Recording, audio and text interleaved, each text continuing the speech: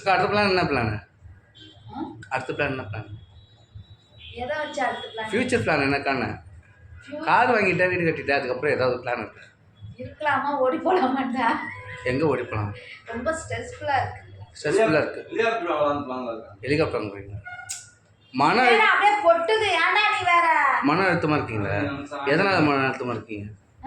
எதனால மன அழுத்தமாக இருக்கு? எதனாலனா இப்போ என் பெரிய பொண்ணை நான் செட்டில் பண்ணணும், என் பேத்தி வளருது, என் சின்ன பொண்ணு படிக்குது, எங்கள் மாமாவை செட்டில் ஆகணும். பாவம் அவர் வேலை செஞ்சு ஓடா போயிட்டாரு. அதனால எனக்கு என்னோட ஃபேமிலி தான். என் ஃபேமிலியை எப்படியாவது ஒரு நல்ல வழிக்கு கொண்டு வந்துட்டேன்னா நான் எப்படியோ எக்கடுக்கிட்ட போனா கூட எனக்கு பரவாயில்ல. ஆமாம், அதில் யாரும் கவலைப்பட மாட்டாங்க. அது நான் எப்படி போனா என்ன எவனும் கவலைப்பட மாட்டாங்க. ஆனால் என்னை பொறுத்த வரைக்கும் என் ஃபேமிலி நல்லா இருக்கும்ல, அது நான் இம்பார்ட்டன்ட் கொடுக்குறாரு. ஃபியூச்சர் பிளானே அதான் உங்களுக்கு. அடுத்தது ஃபேமிலி செட்டில் பண்ணணும். ஆமாம், அவங்கள நான் வந்து ரிலாக்ஸ் பண்ணணும். செட்டில் பண்ணிட்டு எங்கே போகிறீங்க?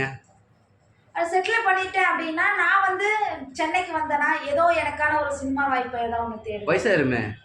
வயசான பரவாயில்ல. எவ்வளோ பிரபலங்கள் வயசாகி கேரக்டர் கொடுக்கலையா? அத்தை கேரக்டர் கொடுக்கலையா? மாமியார் கேரக்டர் கொடுக்கலையா? வில்லி கேரக்டர். சரி, உங்களுக்கு என்ன கேரக்டர் வேணும்? எனக்கு நல்ல ஒரு குணச்சித்திர நடிகையான ஒரு கேரக்டர் கொடுக்கணும். குணச்சித்திர நடிகையோ நீங்கள் வந்து ஆகணும். என்னது? ஏதாவது ஒன்று கிடைக்கணும். அடுத்த பிளான் அதுதான். முறைச்சு பாருங்க.